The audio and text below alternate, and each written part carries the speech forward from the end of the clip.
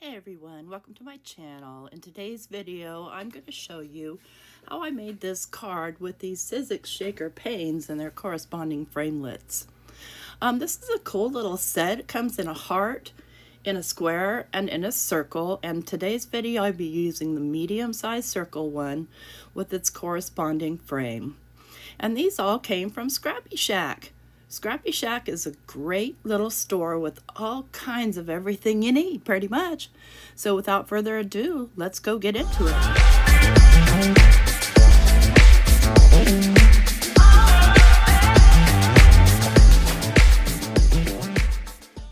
Okay, so we're going to make a 5.5 by 5.5 inch square card today. So I have a square card base and then an extra piece of 5.5 by just a little under 5.5.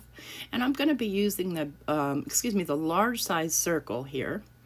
And so I'm taking the inner portion of that circle and I'm going to cut out a hole in this card base all the way through. Now I use my precision plate, so it does cut all the way through. If you haven't tried the precision plate, it's great for real detailed cutting or getting something all the way through like this. So I've got the hole in the center of my card, and now I need another hole in another piece because I'm going to put acetate between the two so that the card's completely see-through. So all I'm doing is I'm placing the paper in there and just taking my pencil, putting a little die down, and just drawing around the outside of, or actually the inside of the die. So I have a guide of where to put my die to cut that part out as well. And so I'm just going to tape that down so it doesn't move on me and cut it out. All right, so we've got this cut out. Let's get our little excess mint tape off of here. There we go. And what I'm going to do next is I'm going to take a piece of acetate. I'm going to make sure that I've got it in the right spot, right? I want everything to be all nice and even. And I'm going to take a piece of, first I'm going to take some, I'm going to take a piece of acetate and just kind of measure and just make a little pencil mark where I need to cut that out. It doesn't have to be perfect because it's going to be sandwiched in between the other piece of paper. That just helps keep it sturdy at the back. You could just leave the hole if you wanted to. And I'm just using some permanent tape runner just to lay around the circle there so I have, my acetate stays steady. And then I'll make sure that I've got my second piece in the right orientation and then go ahead and just tape that piece down as well. And run out of tape.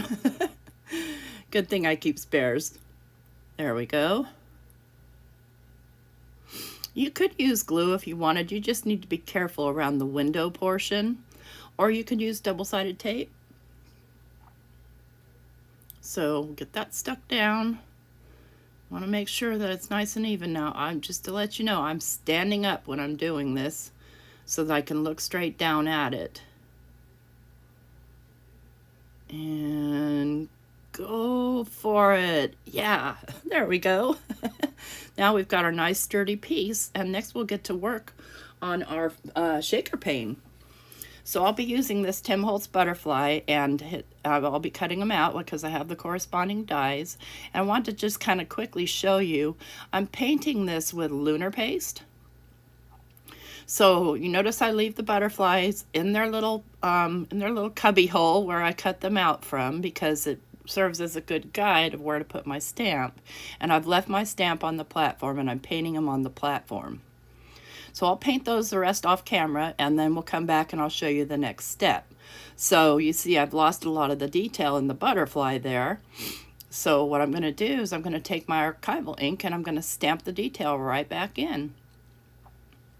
And this lunar paste is really, really shiny. You can pick up lunar paste at ScrappyShak, as well as the shaker panes and the framelits and multiple other really cool stuff from Sizzix, as well as lots of other companies as well.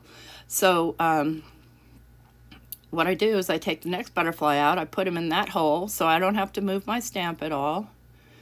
And then just go ahead and stamp it down a couple of times with archival. And I'm making two because my card's see-through and I don't want you to be able to see the tape on the back of my butterfly. So I'm making one and a matching one on the other side. And you'll see when we get there. You don't have to do this. You could, you could find another way, but it's the best way to hide any tape. So I've got my 2 butterflies. Now I'm going to get out my shaker pane. These are about 1/8 of an inch thick, and they come with a plastic piece, and they have tape on both sides of them. So I'm going to put some, this is some scrapbook.com tape, I think. It's 1/8 of an inch. It's really, really tiny, but it's really, really mighty. So I'm going to lay this tape down on here, and I'm going to just pull the backing off and tape it down to my shaker pane on the top. Now I did some lamenting deciding whether I wanted to put it inside or outside, but ultimately I decided I wanted it on the outside because I didn't want anything to impede my little sequins that I'm putting in, or my little confetti. So we'll get him stuck down. This just couldn't be easy, y'all, and it's so much fun. And in the end, I'll show you a couple of other examples of things I've done with these shaker panes and their corresponding dies. So I'm going to choose gold, I think. Yeah, there they are. I'm going to choose mostly gold for this. These are my go-tos. And I forget where I bought these. I tend to buy stuff and take it out of its package and put it in my own packaging for convenience. So I'm going to do some gold, and I think I'm going to do some kind of, these ones are sort of translucent, I guess, holographic. I'm just going to throw a couple of those in there. And I'm lifting it up to see how many are inside, and I decide I'm going to need some more gold ones. It's going to need, you can put a lot in these, and because of the way they seal, you could put glitter in them. I don't know about liquids. I was thinking about liquids, but I think that I don't want to risk that. I think I would feel like I'd have to seal it better. So the plastic piece that comes with it has 2 sides, and well, has one side, but it's got a plastic coating on each side to protect it so it doesn't get dirty. So you take the plastic off, and then I'm just going to stand up and lay this down over and commit and give it a push, and then I'll have to peel the plastic off the other side and see how I'm going to put my butterfly right here. And I had already peeled off the plastic, so you didn't have to see me peel off plastic twice. So I'm going to tape this butterfly down the same exact way that I taped the first one down. And you noticed I still have tape on one side. Now that tape is what's going to stick down to my card. And this fits over the hole that was made by the framelit, so that there's just a little bit of space inside. So it just takes all the pain out of any kind of measuring when you're doing a shaker and lamenting over whether it's going to seal. And when you're using tape this tiny, sometimes it wants to come off right along with the backer. So you want to kind of burnish it. And so that's what you see me doing here, is just kind of using my tweezers to burnish it so that the tape will stick.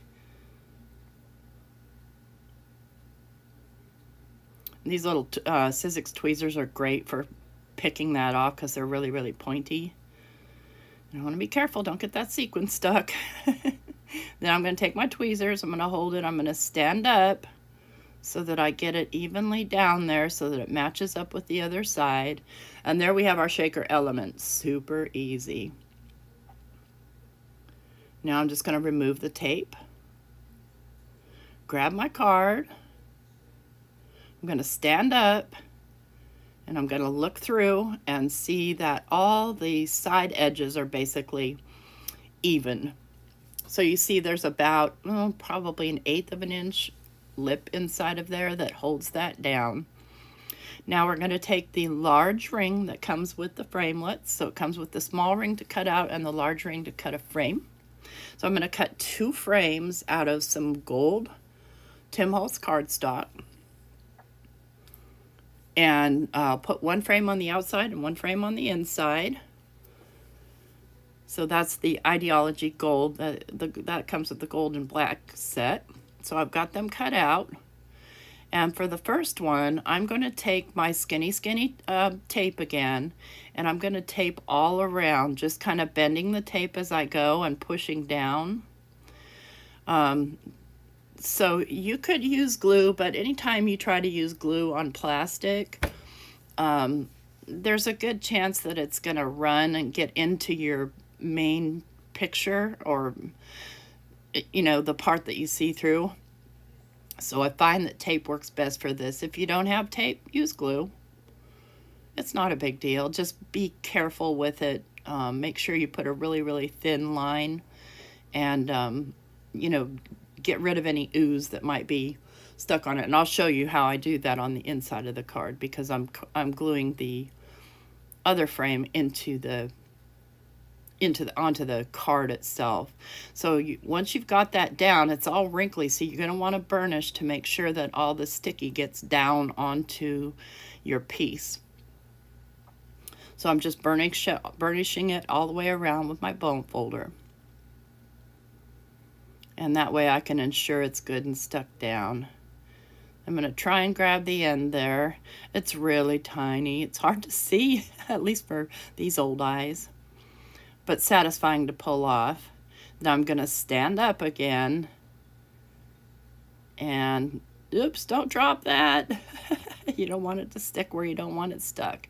There we go. We'll get that stuck down. And so there's the inside, and I contemplate putting it there, but I decide ultimately to put it on the other side. So for this one, I'm just going to use my glue. And I have my, I use Reptile adhesive, and I have it in a little glue bottle that I bought from Amazon. And I'm just putting a thin line of glue all the way around. And then what I do is I take and tap it off on something so there's no excess, and then get that something out of my way. And then I'm going to stand up, and I'm going to glue this over the little porthole that goes through the back. So a card that looks really complicated was just easy as could be. Then I'm going to use a pre-made sentiment from one of Tim Holtz's sentiment sticker books.